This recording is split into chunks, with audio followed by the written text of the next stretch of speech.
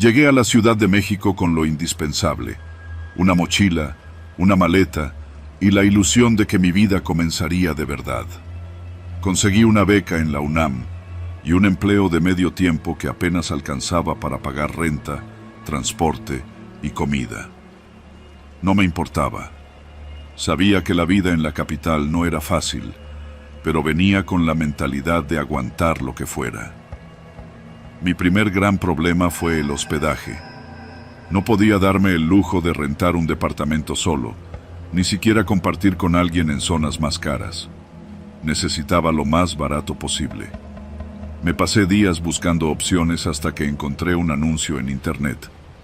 Habitaciones económicas en la colonia Guerrero, renta sin depósito, cerca del metro, servicios incluidos. Parecía perfecto. Mandé un mensaje y me contestaron en menos de media hora. «Sí hay lugar», dijo una voz áspera al otro lado del teléfono. «Puedes venir hoy mismo». No pregunté más. Preparé mis cosas y tomé el metro. La colonia Guerrero no tenía la mejor reputación, pero tampoco era la peor. En el día se sentía tranquila, con mercados, fondas y tianguis en las calles. Pero en la noche, la cosa cambiaba. La pensión estaba en la calle de Héroes, una casa antigua de 2 pisos, con la pintura desconchada y ventanas cubiertas con cortinas gruesas. La puerta era de madera, con una mirilla cerrada desde adentro. Toqué 3 veces. Tardaron en abrir. El hombre que salió era delgado, de unos 60 años, con el cabello gris y la piel curtida. Usaba pantalón de vestir negro y una camisa blanca con las mangas arremangadas. «¿Buscas habitación?», asentí. Me hizo pasar sin más. El interior olía a humedad y a un aroma metálico que no supe identificar. Los pasillos eran oscuros, iluminados solo por focos amarillentos. Las escaleras de madera crujían con cada paso.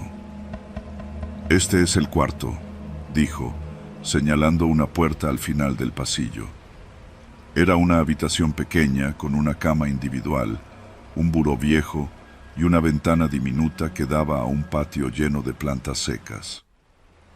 «250 a la semana», dijo. «Se paga en efectivo».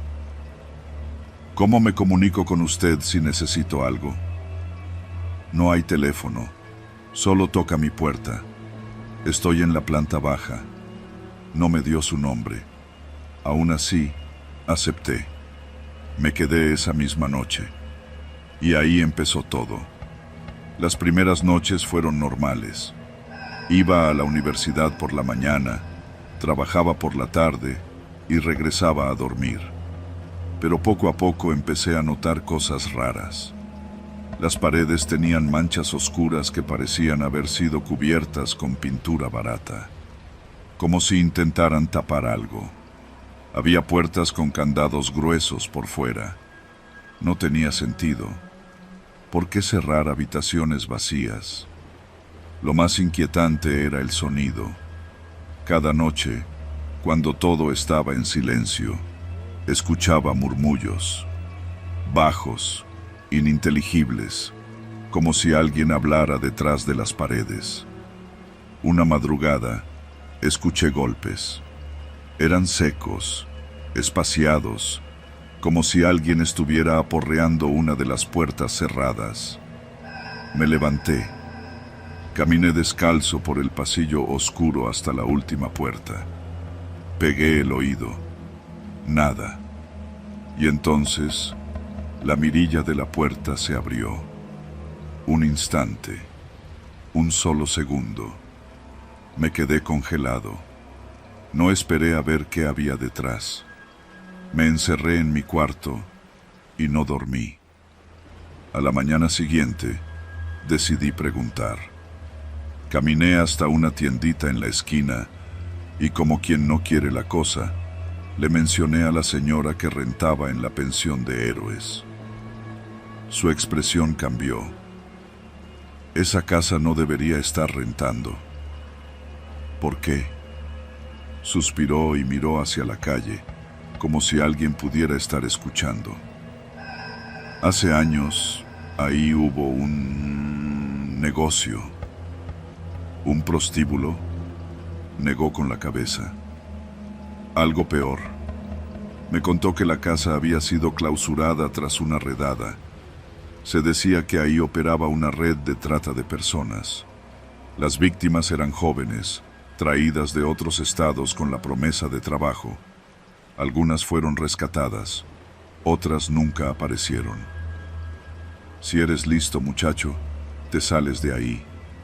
Sentí un escalofrío, pero no me fui. Regresé a la pensión y cometí el peor error de mi vida. Abrí la puerta de don Carlos. El interior era simple, una cama sin sábanas, un buró y un escritorio lleno de papeles. Pero lo que vi sobre la mesa me revolvió el estómago. Fotografías, mujeres jóvenes, algunas con la mirada vacía, otras con el rostro cubierto. Y algo peor, un cuaderno con nombres, edades y fechas. Registros de personas que habían pasado por esta casa, personas que probablemente nunca salieron. Mis manos temblaban. El sonido de pasos me heló la sangre. Me giré y vi a don Carlos en la puerta. Me observaba en silencio, con la misma expresión inexpresiva de siempre. Pero esta vez había algo más en su mirada, algo frío. No debiste ver eso, muchacho. Tragué saliva. Retrocedí. Pensé que eras listo. Sacó algo del bolsillo, una llave. No te preocupes. Se acercó. Ya sé en qué habitación te vamos a guardar. No recuerdo mucho después de eso. Solo imágenes sueltas. La habitación donde me encerraron. El olor agrio a encierro. El sonido de pasos y llaves girando en las noches. El miedo pegado a la piel. Estuve ahí días o semanas. No lo sé. Hasta que una madrugada alguien abrió la puerta. No era don Carlos. Era una mujer. Tenía el rostro pálido y los ojos hundidos. No dijo nada. Solo me hizo una seña con la cabeza. Corrimos en la oscuridad. Salimos por la puerta trasera. Nunca supe su nombre. Nunca supe cómo logró sacarnos de ahí. Solo sé que cuando miré atrás, la casa seguía en pie, con sus puertas cerradas y sus candados, como si nada hubiera pasado, como si nadie hubiera estado ahí, como si todo lo que ocurrió hubiera quedado atrapado en esas paredes, esperando a la siguiente persona que buscara una habitación barata en la colonia Guerrero.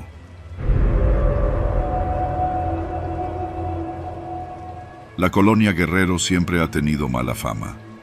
Es un barrio viejo, lleno de historia, pero también de violencia.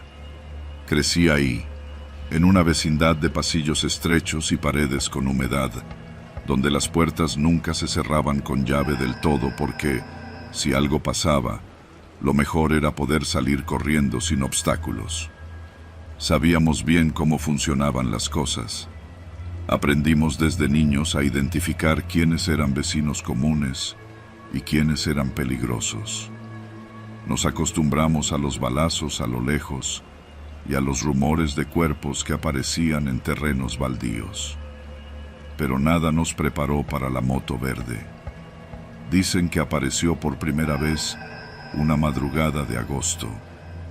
Un sonido de motor viejo, desgastado, recorrió la calle de Jesús Carranza en dirección al callejón de Matamoros. La gente no le dio importancia al principio. Era una moto más, como las que usaban los repartidores o los asaltantes. Pero esa misma noche, un chavo apareció muerto en la banqueta. Le habían disparado 3 veces en el pecho y una en la cabeza. Los vecinos no vieron ni escucharon nada, o al menos eso dijeron cuando llegó la patrulla. Todos sabíamos que hablar significaba buscarse problemas. La noticia corrió rápido. Dicen que fue un ajuste de cuentas, murmuraban en la tienda. Que el morro andaba en malos pasos. Que fue la moto verde. Nadie sabía quién la manejaba.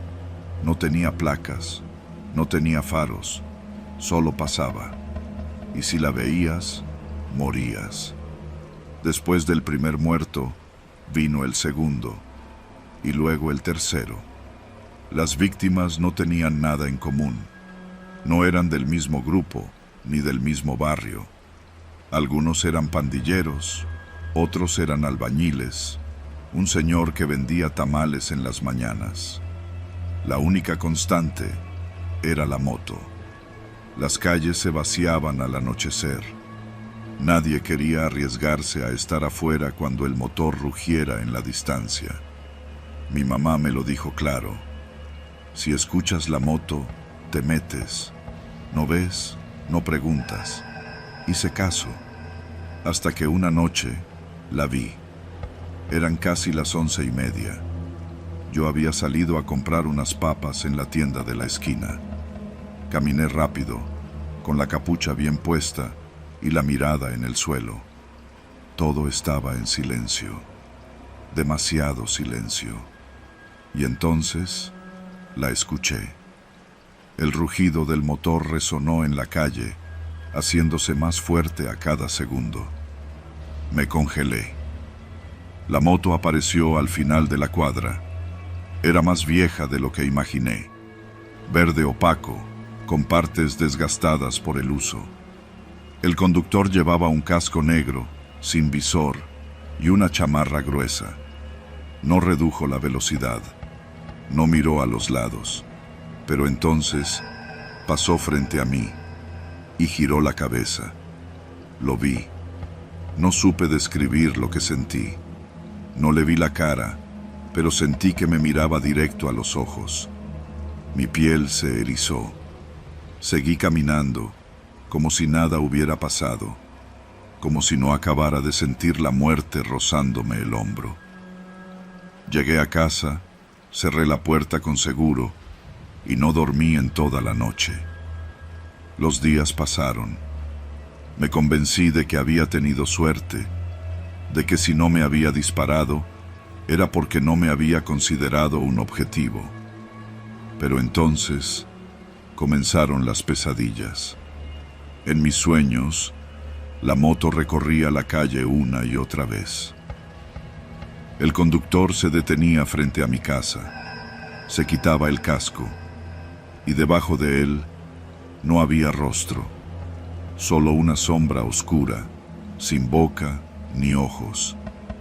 Cada noche despertaba con el corazón acelerado, y cada noche, sin falta, escuchaba el motor de la moto verde en la calle.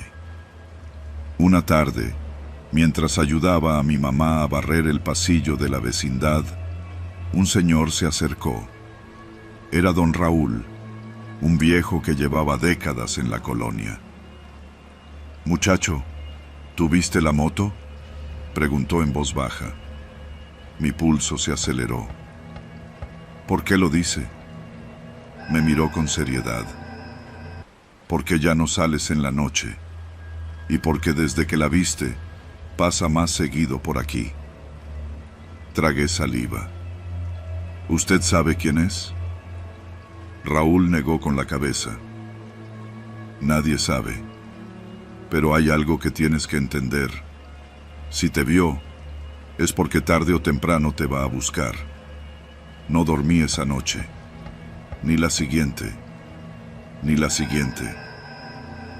El miedo se volvió insoportable. Decidí que tenía que largarme de ahí. Mi mamá tenía familia en Hidalgo, y aunque no tenía muchas ganas de irme al rancho, lo prefería a vivir con la sombra de la moto verde rondando mi calle. El plan era irme un viernes en la mañana, pero el jueves en la noche todo cambió. Eran casi las 2 de la madrugada cuando escuché el motor, pero esta vez no se alejaba, se detuvo. Frente a mi casa, mi respiración se volvió pesada.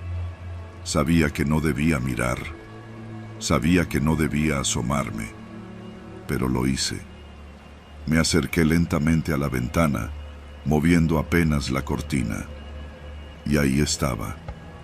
El conductor estaba detenido justo frente a mi puerta. No se movía, no miraba a ningún lado, solo estaba ahí, esperando. Mi piel se enfrió. Entonces levantó la mano y me apuntó con la pistola. El disparo rompió el vidrio y me lancé al suelo. Escuché el motor rugir con furia. Mi mamá gritó. Corrí a su cuarto, la abracé y nos quedamos ahí, temblando, mientras la moto desaparecía en la distancia. Amanecimos sin dormir. Afuera, la calle estaba en silencio. En la banqueta, justo frente a nuestra casa, encontramos algo. Una bala y un papel arrugado con 2 palabras escritas en tinta negra. Nos vemos. Ese mismo día nos fuimos. Nunca volví a la colonia Guerrero, pero cada noche, en mi cabeza, sigo escuchando la moto verde, y sé que tarde o temprano volverá a buscarme.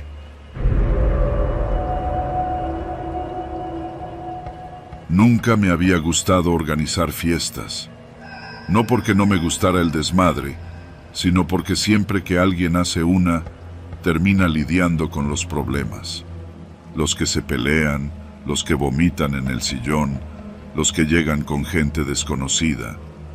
Pero esa vez hice una excepción. Víctor y Andrés me insistieron tanto que cedí. Es viernes, güey. Tu jefa no está. El departamento es grande. Va a estar chido. Al principio, pensé que iba a ser algo pequeño. Unas chelas, unas bocinas y unas morras del CCH que Andrés había invitado. Nada que no pudiera limpiar antes de que mi madre volviera de su turno en la clínica. Pero en algún punto de la noche, la fiesta dejó de ser mía. Cuando quise reaccionar, el departamento estaba repleto de extraños, y yo ya no tenía el control de nada. El departamento era chico, pero bien distribuido. Teníamos una sala con un sillón de 3 plazas, una mesa de centro de vidrio y una tele pegada a la pared. La cocina estaba justo al lado, separada por una barra con 3 bancos altos. Había 2 habitaciones, la mía y la de mi mamá, más un baño compartido. Para mí, lo más importante era que tenía una azotea a la que se podía subir desde el patio. Ahí había un lavadero y unos tendederos, pero también era un buen lugar para fumar sin que los vecinos chismosos se metieran. Los primeros en llegar fueron mis amigos de siempre, Víctor, Andrés y Gabo.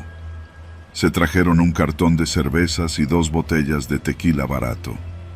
Luego llegaron las morras del CCH. Después, llegaron más amigos de los amigos.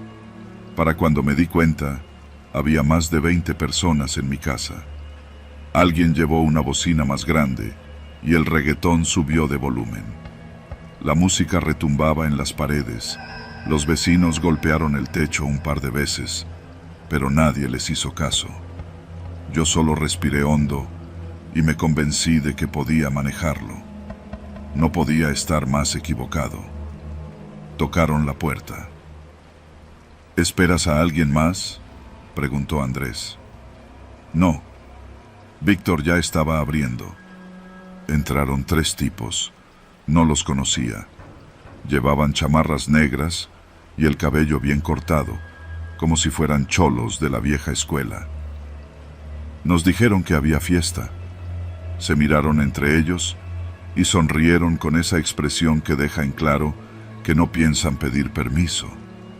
Uno sacó una botella de mezcal y la puso en la mesa. Nos trajimos algo para compartir. Lo siguiente que recuerdo es que uno de ellos sacó unas bolsitas con polvo blanco, para que la noche rinda más.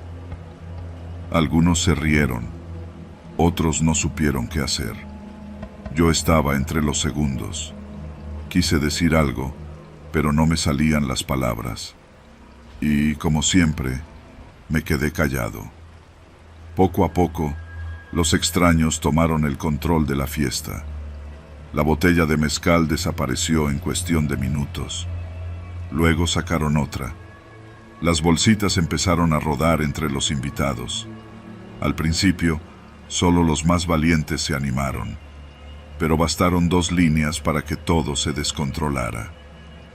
Las risas fueron más estridentes. Las palabras se hicieron más pesadas.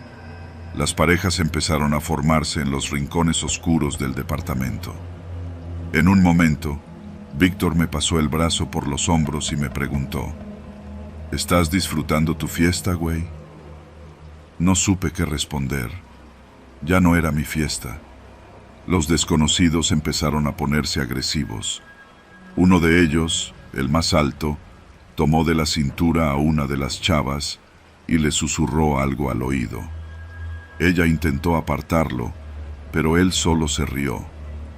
El ambiente se puso raro. Algunos nos dimos cuenta de que la cosa estaba yendo demasiado lejos. Andrés le dijo algo al tipo alto. El tipo lo miró y se burló. ¿Y tú quién eres para decirme qué hacer, putito? Andrés lo empujó. El tipo sacó una navaja. Alguien gritó. El corazón me latía en la garganta. Pero antes de que alguien se metiera, otro de los tipos lo detuvo. Cálmate, güey. No seas ridículo. El tipo alto se quedó inmóvil. Luego, con una sonrisa burlona, guardó la navaja. Pero la fiesta ya no era la misma. Yo solo quería que todos se largaran. No sé cómo empezó la discusión en la cocina.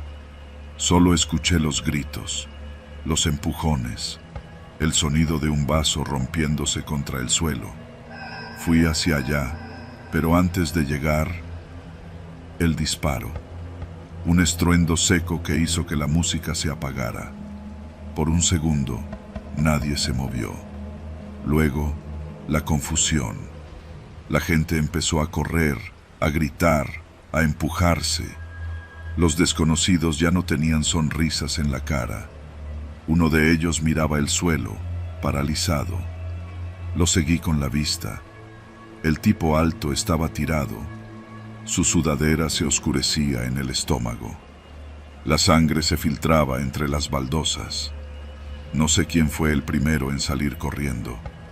Solo recuerdo que de pronto todos querían salir al mismo tiempo. La puerta principal se atascó con los cuerpos empujándose unos a otros. Algunos saltaron por la ventana de la sala, otros intentaron subir a la azotea. Yo me quedé parado, viendo la sangre. Víctor me agarró del brazo. «¡Muévete, cabrón!».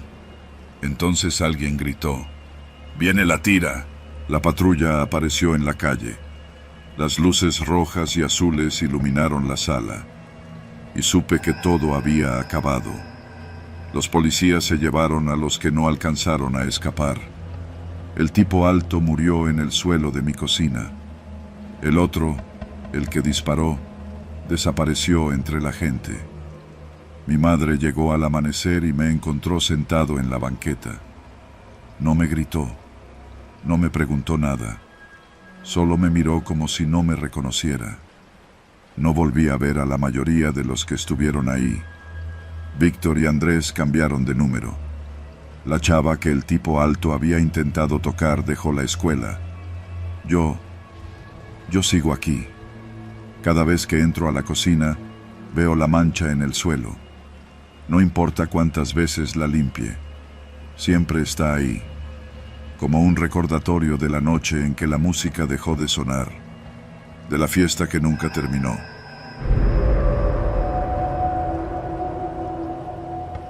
Trabajo en una farmacia de la colonia Guerrero desde hace 4 años. No es el mejor empleo, pero paga lo suficiente para cubrir la renta de mi cuarto en una vecindad de Tepito y comprar comida.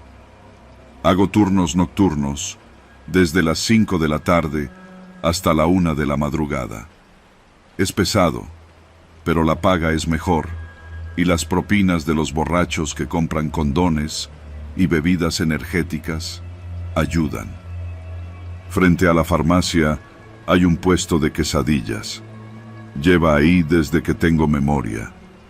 Lo atiende don Ramón, un señor de unos 60 años, con la cara marcada por el sol y el cabello siempre cubierto con una gorra sucia. Es callado, pero buen tipo. Sus quesadillas son baratas y bien servidas, así que es común que haya clientes sin importar la hora. Lo que siempre me ha parecido raro es que, de vez en cuando, llegan tipos que no parecen venir por comida. Se paran en la esquina, miran alrededor y esperan a que la fila baje. Cuando don Ramón los ve, les hace una seña para que se acerquen. Hablan en voz baja mientras el viejo sigue cocinando y luego abre su hielera azul, saca algo envuelto en papel estraza o en cinta canela y se lo entrega. Después, los tipos se van sin pagar ni decir gracias. No es que me sorprenda. La Guerrero es un lugar donde la gente se busca la vida como puede. Pero nunca me ha gustado la sensación que deja cada uno de esos intercambios. Aquella noche aprendí que mi instinto no estaba equivocado. Era miércoles y yo salía de la farmacia después de un turno pesado. Un cabrón se había robado una caja de jarabes y mi jefe nos hizo pagarla a los empleados. Además, llevaba horas sin comer. Crucé la calle y me senté en un banquito junto al puesto. 2 de chicharrón con queso y una de flor, don Ramón, pedí. Él solo asintió y puso la masa en el comal. El olor a fritura mezclado con el de la calle y la humedad nocturna me hizo gruñir el estómago. Alrededor del puesto, la clientela era variada. Una señora con un niño en brazos, 2 taxistas platicando sobre la inseguridad, un borracho tambaleándose mientras esperaba su orden. Entonces lo vi. Un tipo alto, con chamarra negra y lentes oscuros, llegó caminando rápido desde la esquina. No hizo fila. Se apoyó en el carrito y le murmuró algo a don Ramón. El viejo no respondió. Se limitó a abrir la hielera azul y sacó un paquete envuelto en cinta canela. El tipo lo tomó y se fue sin mirar atrás. Traté de ignorarlo. No era asunto mío. Pero entonces el borracho de al lado habló en voz baja. ¿Viste eso? Lo miré de reojo. Era un hombre flaco, con camisa beige manchada de salsa. Siempre es lo mismo, dijo, como si leyera mi mente. Este puesto no es solo de quesadillas. ¿Cómo sabes? Trabajo por aquí. Hay gente que viene a comprar, pero no comida. Yo ya lo sabía, pero oírlo en voz alta me puso tenso. Don Ramón volteó en nuestra dirección. Nos miró unos segundos. No dijo nada, pero su expresión fue suficiente para que el borracho se callara. Yo tampoco dije más.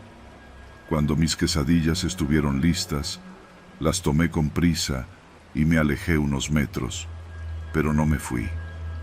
Algo dentro de mí me decía que debía quedarme un rato más. Entonces llegó otro. Este no venía caminando. Se detuvo en una moto sin apagar el motor. Llevaba casco y una mochila cruzada al pecho. No pidió nada. «Tienes que moverte», dijo con voz grave. Don Ramón siguió cocinando, como si no lo hubiera escuchado. «No me voy a mover», respondió sin levantar la mirada del comal. «No te estoy preguntando». El borracho me miró y murmuró: «Esto se va a poner feo». No sé por qué no me fui. Quizá fue el morbo, quizá la costumbre de ver tantas broncas en la colonia. El motociclista metió la mano en su chamarra. «No hagas pendejadas, viejo». Un escalofrío me recorrió la espalda. No esperé a ver qué pasaba. Dejé mis quesadillas sobre el banquito y me levanté con calma. El motociclista me miró. «¿Tienes algún problema?», preguntó. «Ninguno», respondí con voz temblorosa. Traté de caminar sin verme nervioso, pero apenas di un paso, el tipo de la camisa beige sacó su celular y murmuró algo. El motociclista lo vio. «¡Ey!», gritó. Todo pasó muy rápido. Vi el brillo de un arma. Escuché un disparo. El borracho cayó al suelo. Los clientes salieron corriendo. Yo también. No me atreví a voltear. Corrí como nunca, metiéndome en la primera calle oscura que encontré. Las balas silbaban en el aire. Me escondí detrás de un carro estacionado, respirando agitado. Desde ahí, vi a don Ramón tomar la hielera azul y salir corriendo en dirección contraria. El motociclista no lo siguió. Se subió a su moto y desapareció entre el tráfico. Me quedé inmóvil varios minutos. Cuando el miedo me permitió moverme, caminé por calles alternas hasta llegar a casa. Esa noche no dormí. Al día siguiente, cuando pasé por la esquina de costumbre, el puesto de quesadillas ya no estaba, ni don Ramón. Pregunté a algunos vecinos, pero nadie sabía nada. «Seguro ya se fue a otro lado», dijo una señora. Pero había algo más. Junto al drenaje, en la acera donde siempre se ponía el carrito, vi un pedazo de cinta canela y una mancha oscura en el suelo. No sé por qué, pero me acerqué. La mancha era roja, sangre seca. Sentí un escalofrío y me fui de ahí. Por días, no supe qué hacer. No podía decir nada a la policía. En la Guerrero, meterte en cosas que no te corresponden es buscarte la muerte. Pero la imagen de la hielera azul en manos de don Ramón me perseguía. Y una pregunta me taladraba la mente. ¿Qué había dentro? La respuesta llegó días después. Un vecino que trabajaba en la central de abastos mencionó algo en voz baja mientras fumábamos afuera de la farmacia. ¿Te enteraste de don Ramón? No. Dicen que lo hallaron en una zanja, por Xochimilco. Sentí un nudo en el estómago. ¿Muerto? Él asintió. Lo encontraron sin dientes y sin manos. No dije nada. No hacía falta. Desde entonces, dejé de cenar en la calle. No quiero que mi nombre aparezca en una hielera azul.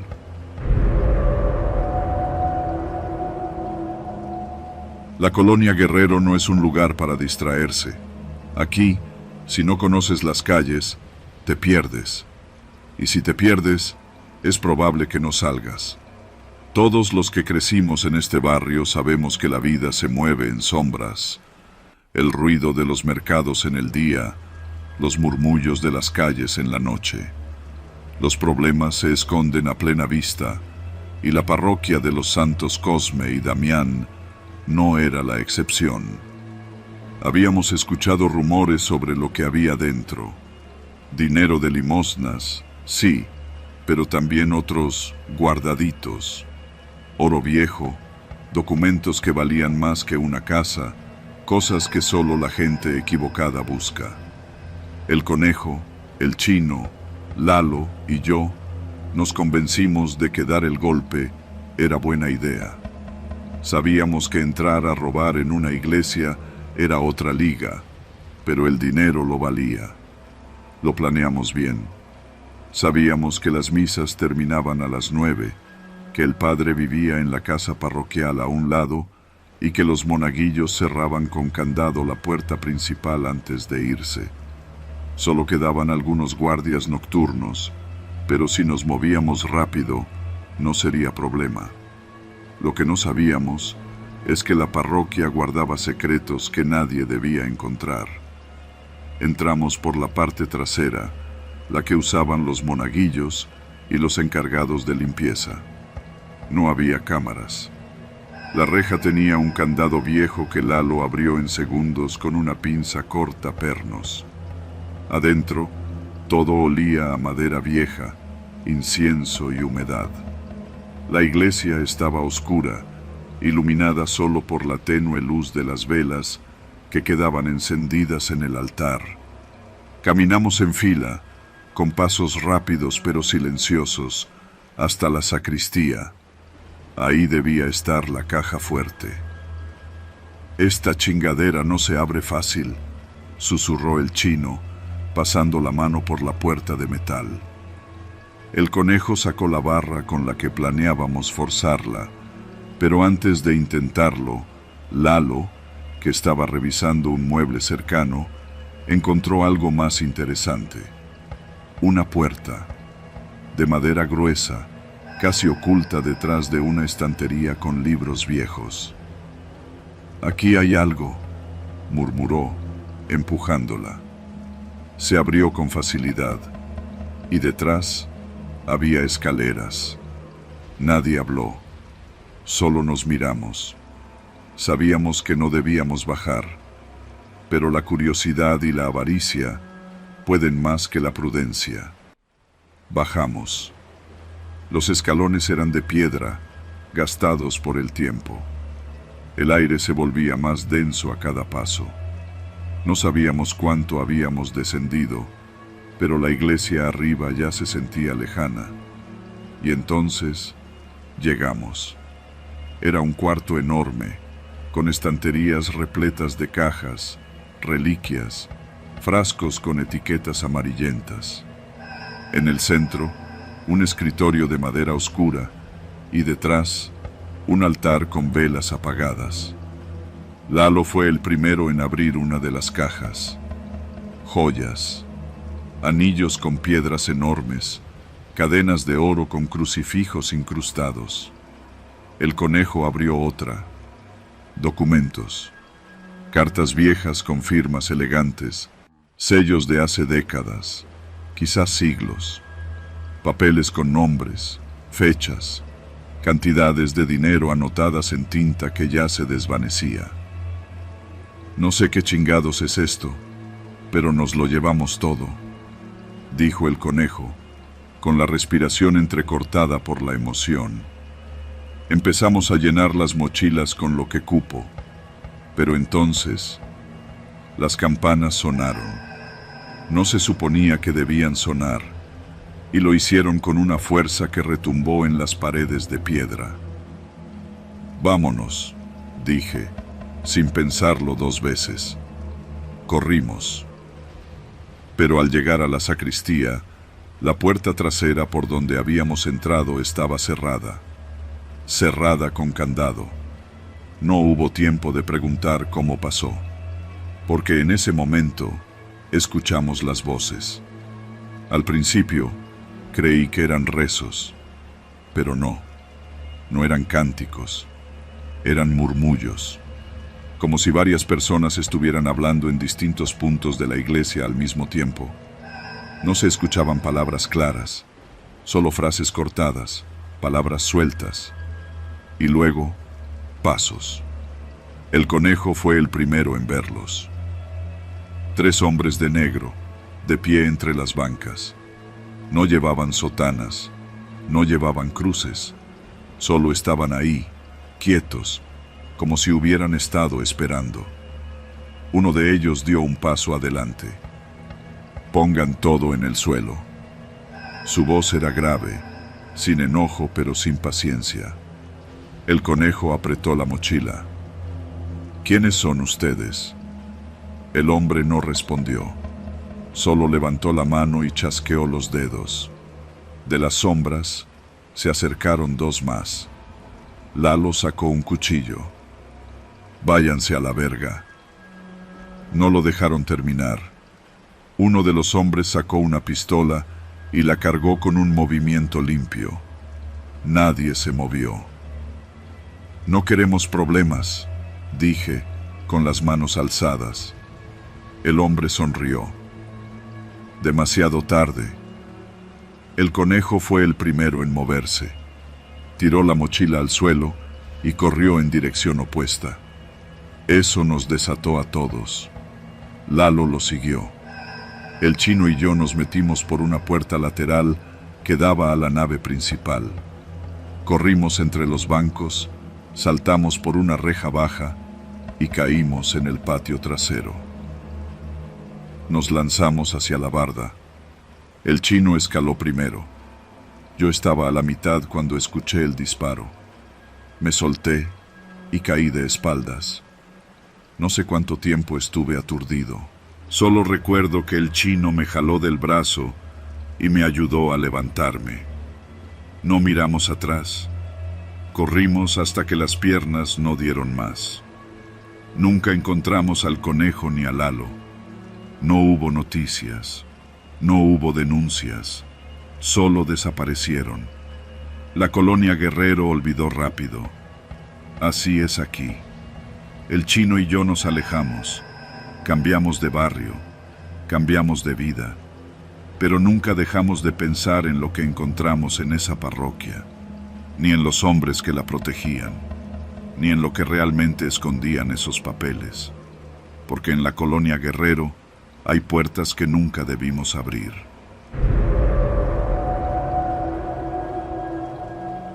La Ciudad de México amanece antes de que salga el sol. Para cuando los primeros puestos de tamales abren y los obreros esperan el camión, nosotros ya llevamos un par de horas barriendo la mugre de la noche anterior.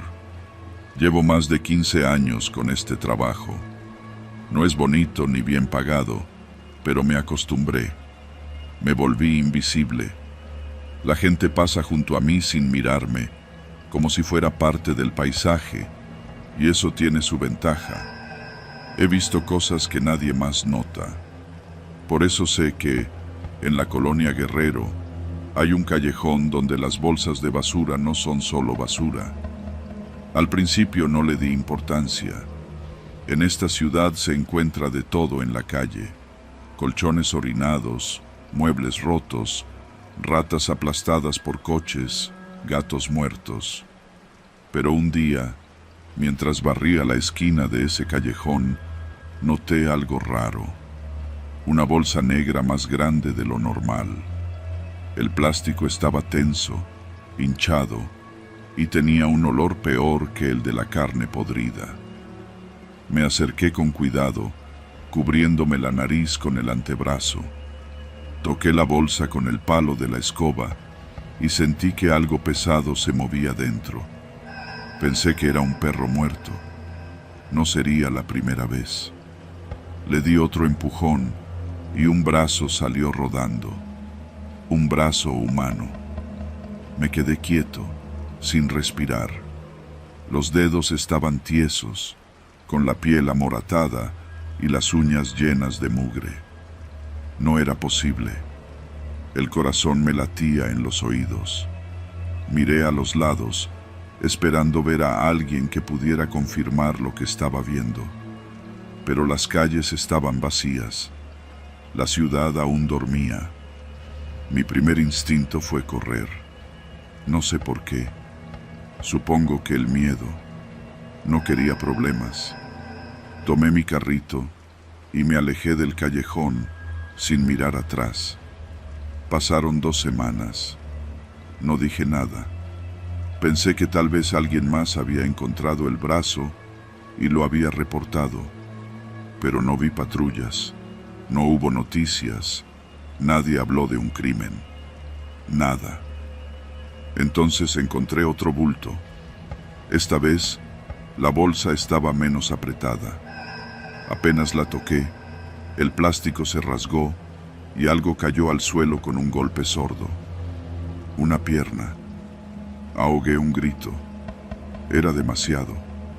Me alejé a toda prisa. No podía seguir ignorándolo. Algo estaba mal.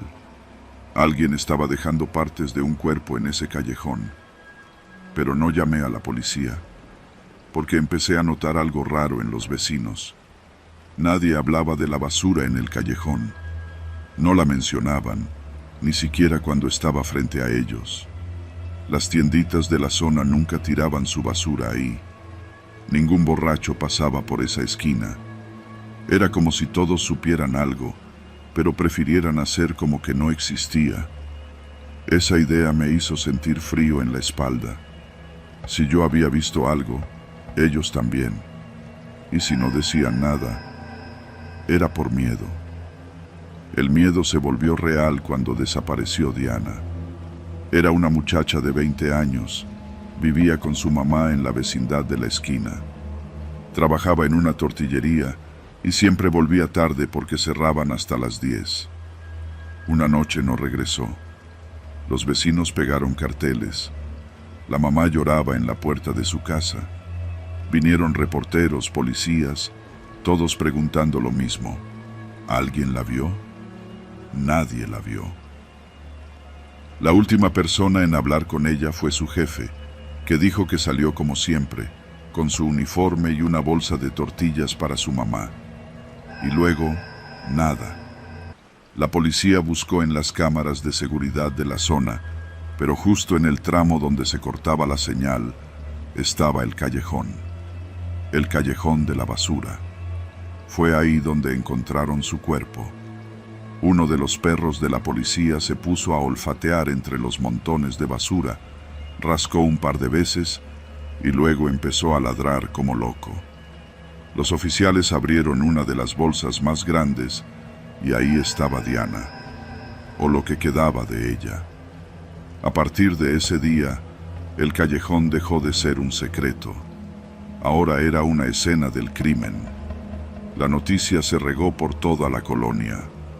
Los policías hicieron más rondines, instalaron luces en el callejón, interrogaron a los vecinos. Pero nadie hablaba. Las vecinas que siempre chismeaban en la banqueta, ahora se quedaban en sus casas. Los locatarios que antes barrían su entrada ahora solo miraban de reojo. El miedo estaba en el aire. Podías olerlo. Un día, el dueño de una tiendita me agarró del brazo mientras pasaba con mi carrito. Me miró serio y me dijo en voz baja: «No se meta, don. Si vio algo, olvídelo. Esa gente no perdona». «¿Qué gente?», pregunté, con la boca seca. El viejo solo negó con la cabeza y se metió a su tienda. Pero ya lo sabía. Esa gente usaba el callejón como cementerio. Desde entonces, cuando paso por ahí, camino rápido. No levanto bolsas, no miro dentro. Hago mi trabajo y sigo de largo. Pero sigo viendo cosas. A veces, una bolsa aparece en la madrugada y desaparece antes del amanecer. A veces, hay un charco oscuro junto a la basura, como si alguien hubiera arrastrado algo pesado. Y a veces, solo a veces, siento que alguien me observa desde las ventanas cerradas. Una noche, encontré un sobre dentro de mi carrito de basura. No tenía nombre ni remitente, solo dinero y un papel con una sola palabra escrita: «Olvida». Lo tiré a la basura, pero no lo he olvidado, porque en la colonia Guerrero, la basura no solo es basura.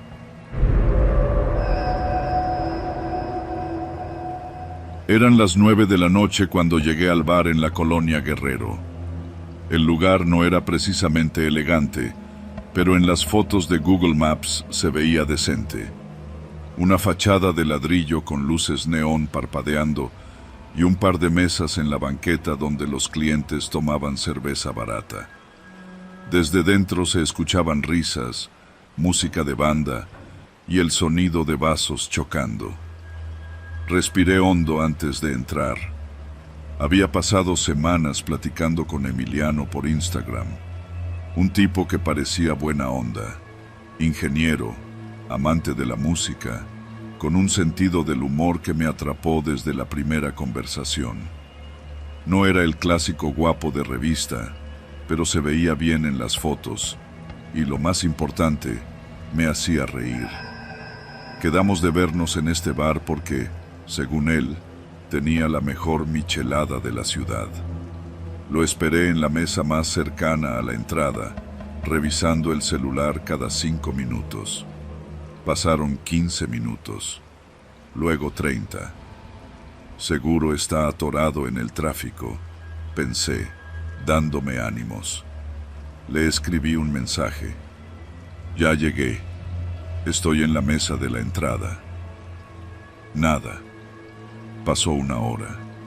La emoción se convirtió en incomodidad. Pedí otra cerveza solo para no parecer una idiota esperando. A las 11, acepté la realidad. Me habían dejado plantada. No sería la primera vez que me pasaba algo así, pero esta vez era distinto. Emiliano no parecía el tipo que hacía esas cosas. Intenté llamarlo, pero la llamada se iba directo a buzón. Entonces, mi celular vibró. Un mensaje de un número desconocido. ¿Por qué sigues ahí? Se me heló la sangre. Volteé a ver alrededor, pero nadie me miraba. La mayoría de la gente estaba en lo suyo, riendo y bebiendo. Escribí rápido. ¿Quién eres? No hubo respuesta. Sentí un nudo en la garganta. Dejé el dinero sobre la mesa y salí del bar. Y ahí fue cuando comenzó la pesadilla. La colonia Guerrero no es el mejor lugar para andar sola de noche. Las calles eran estrechas y apenas iluminadas. Algunos negocios cerraban sus cortinas metálicas y otros seguían abiertos con luces parpadeantes, atendidos por empleados aburridos que parecían esperar a que algo malo pasara. Mi plan era simple: caminar hasta Reforma y tomar un taxi. El problema era que mi celular se quedó sin batería justo al salir del bar. «Mierda», murmuré, sintiéndome una completa idiota. Guardé el teléfono en mi bolsa y apreté el paso. Al girar en una esquina, escuché pasos detrás de mí. Al principio, pensé que era paranoia, pero al mirar de reojo, vi a 3 hombres caminando en mi dirección. No parecían casuales transeúntes. Eran demasiado silenciosos, demasiado atentos a mis movimientos. Aceleré el paso. Los pasos también aceleraron.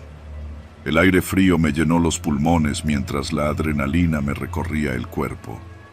A mi derecha, una tienda de abarrotes con la cortina metálica casi cerrada. Un último cliente salía mientras el dueño apagaba las luces. Corrí hacia la puerta.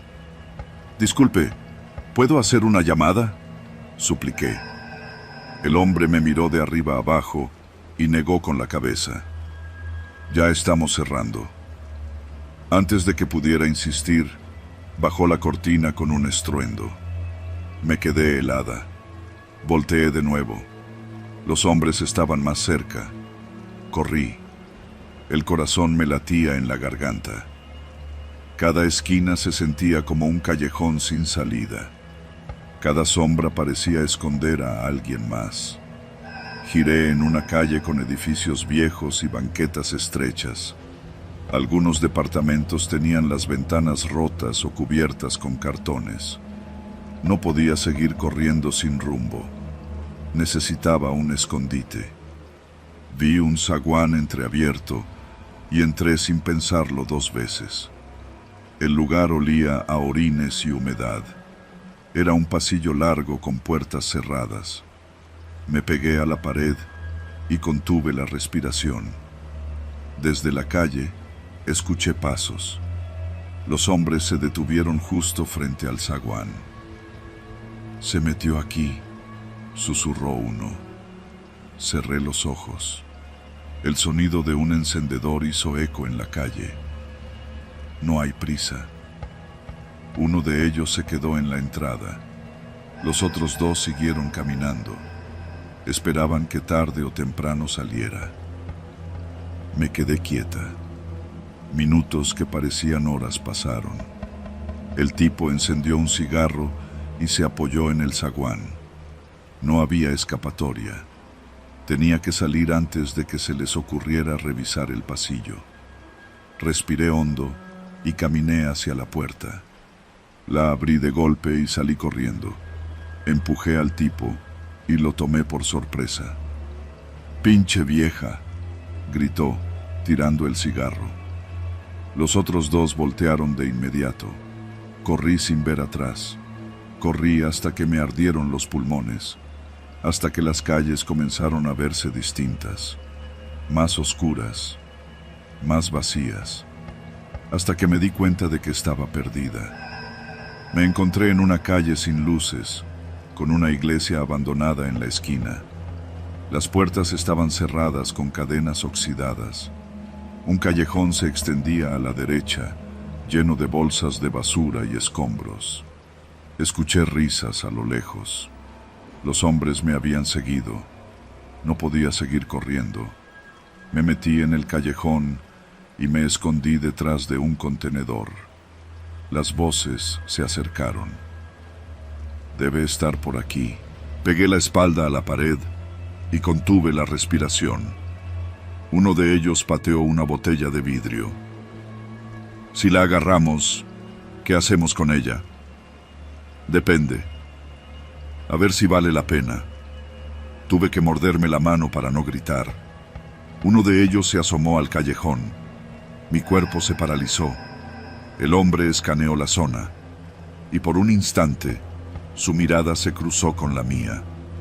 El tiempo se congeló y entonces se escuchó una sirena en la calle. El hombre volteó bruscamente. «¡Vámonos!», ordenó uno de sus compañeros.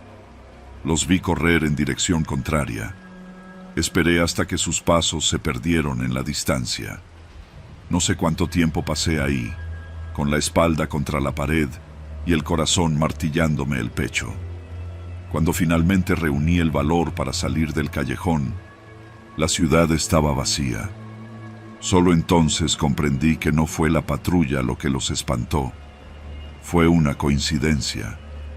O simplemente se cansaron de jugar conmigo. Caminé hasta la avenida principal y conseguí un taxi. No dije nada al chofer. No llamé a la policía. Solo me quedé en silencio, mirando las luces de la ciudad pasar por la ventana. Nunca volví a hablar con Emiliano. Nunca supe si realmente existió. Solo sé que aquella noche, en la colonia Guerrero, estuve a minutos de convertirme en otra historia que nadie contaría.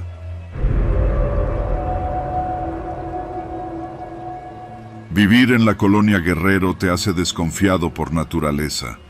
Aquí, los vecinos no hacen muchas preguntas, no por falta de curiosidad, sino porque saber demasiado puede ser peligroso. Aprendes a reconocer los sonidos de la calle, los motores de las motos, los silbidos que anuncian que algo va a pasar, los gritos de madrugada que nadie menciona al día siguiente. Y sobre todo, aprendes a identificar los lugares donde es mejor no meterse. En la vecindad donde vivo hay un cuarto así, un cuarto que nadie alquila, un cuarto que nadie toca. Desde niño escuché historias sobre él. Estaba en la parte trasera de la vecindad, después del último pasillo, donde la luz apenas llega y las ratas corretean entre la basura. Su puerta era distinta a las demás, gruesa, de madera oscura, con una cerradura grande que parecía de cárcel. Ahí metían a la gente en los tiempos de la Revolución, me contó una vez doña Meche, la vecina más vieja. Dicen que era calabozo, que por eso nadie quiere vivir ahí. Otros decían que adentro murieron varios inquilinos por monóxido de carbono hace décadas, que el cuarto estaba maldito. Pero la versión más reciente era la más escalofriante. Según los chismes, alguien había estado usando ese cuarto, alguien que no pagaba renta y no lo usaba solo. Una noche, doña Meche empezó a quejarse de un olor raro. «Huele a podrido», dijo frunciendo el ceño, moviendo su rebozo sobre la nariz. Los demás vecinos se dieron cuenta de que tenía razón. No era solo humedad ni cañería tapada. Era un olor fuerte, pesado, algo que se quedaba impregnado en la garganta. Varios pensamos en ir a ver, pero al llegar al último pasillo, el olor era peor, casi insoportable. Y lo más extraño, la puerta del cuarto prohibido tenía un nuevo candado. Alguien lo estaba usando. Después del olor vinieron los sonidos. A veces, por la noche, se escuchaban golpes.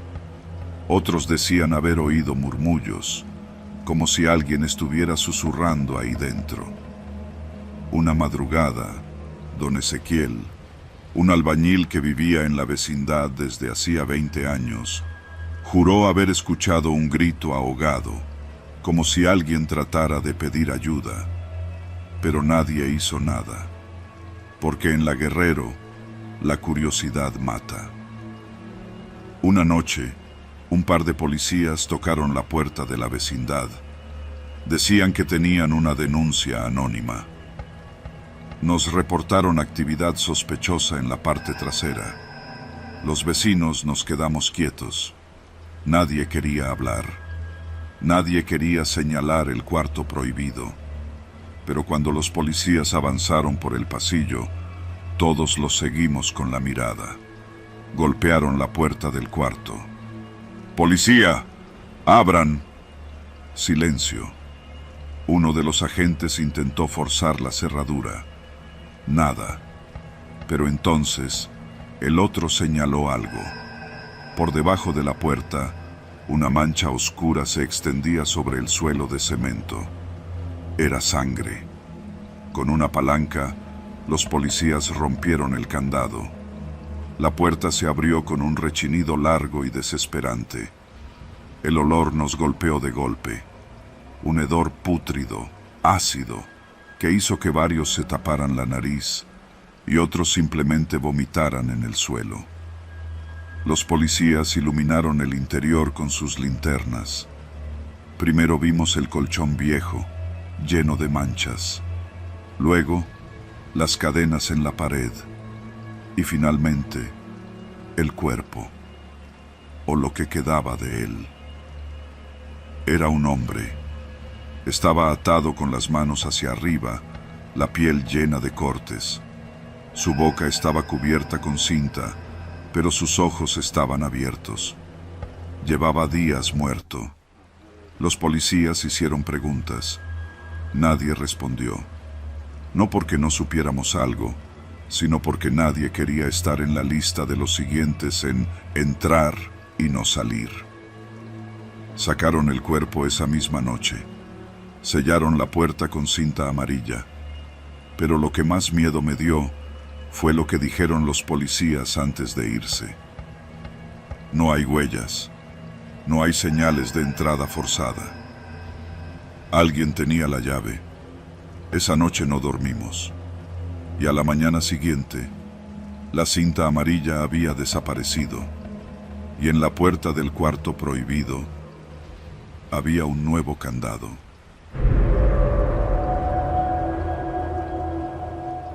Trabajar en el metro de la Ciudad de México es conocer sus entrañas. Muchos creen que lo peor del sistema de transporte colectivo es la gente que empuja en las mañanas o los trenes descompuestos. Pero los que hemos trabajado ahí sabemos la verdad. Bajo la ciudad hay algo más. Kilómetros de túneles abandonados, escaleras que no llevan a ninguna parte, salidas de emergencia que nunca se usan, y algunos pasajes que solo unos cuantos conocemos. Yo era uno de esos, y por eso, cuando vi aquella puerta entreabierta en un túnel de la estación Guerrero, Debí haber seguido de largo, pero no lo hice, y casi no lo cuento. Me llamo Efraín. Soy técnico de mantenimiento en el metro desde hace 6 años. Trabajo en el turno nocturno, cuando cierran las estaciones y nos dejan entrar a reparar las vías, cambiar lámparas o limpiar los desechos que nadie ve. A esa hora, el metro es otro mundo. Las estaciones, que de día están repletas, se sienten enormes en la oscuridad. Las ratas corren entre los rieles. Las luces parpadean sin motivo. Los ecos de los túneles hacen que cualquier sonido parezca un susurro detrás de ti. Y, algunas noches, desde los respiraderos, se oyen gritos. Al principio, pensé que eran vagabundos en los pasillos o algún borracho perdido, pero la mayoría de los que trabajamos ahí sabemos la verdad. Hay cosas en el metro que es mejor no preguntar. Hasta que una noche, uno de mis compañeros, Samuel, se acercó con una cara que nunca le había visto. Efra, tienes que ver esto. Era una de esas madrugadas pesadas. Nos habían mandado a revisar la ventilación de la estación Guerrero, donde siempre huele a humedad y orines. Samuel me llevó a una parte del túnel donde rara vez pasábamos. Mira, me apuntó una puerta de metal en la pared del túnel. Era una salida de emergencia, de esas que nadie usa, pero estaba entreabierta. Alguien entró, murmuré. Eso creo. La abrimos con cuidado. Adentro había un pasillo angosto, lleno de polvo y humedad. Se sentía más frío que el túnel. El olor era diferente, como si el aire llevara demasiado tiempo sin moverse. Saqué mi linterna y avancé. El pasillo doblaba en ángulo recto, y al final había otra puerta. Estaba abierta de par en par, y más allá, un agujero oscuro en la pared. No era un cuarto ni un almacén, era un túnel, uno que no aparecía en los planos. Nos miramos en silencio. Los túneles del metro son antiguos. Algunos conectan con drenajes, otros con sótanos de edificios viejos. Pero este no debería existir. Samuel sacó su radio. Central, reportando hallazgo en Guerrero. Salida de emergencia abierta y... algo más. Silencio. No había señal. Era raro, pero no imposible.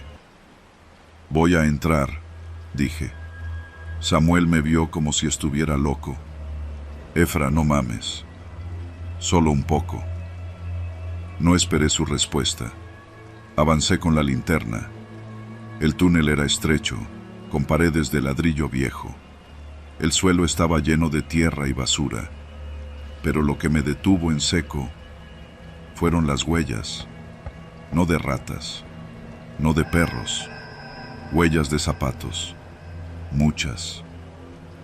Gente había pasado por ahí, hace poco.